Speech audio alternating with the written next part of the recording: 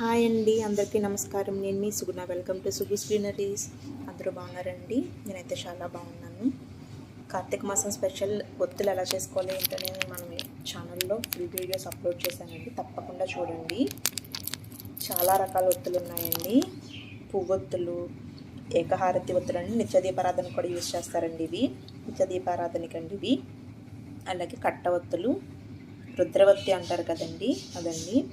బిల్వదళం ఒత్తి, తులసి దళం ఒత్తి, కమలం ఒత్తి అంటారు కదండి.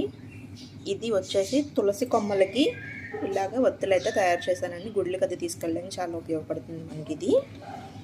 ఓకేనండి, కార్తీక మాసంలో ఉపయోగపడే ఒత్తులండి ఇవన్నీ కూడా. ఇవేమో మనకి నిత్య దీపారాధనకండి. ఈ వీడియో మీకు నచ్చితే కనుక తప్పకుండా లైక్ చేయండి, షేర్ చేయండి, సబ్స్క్రైబ్ చేసుకోండి. ఫుల్ వీడియో అయితే మన ఛానల్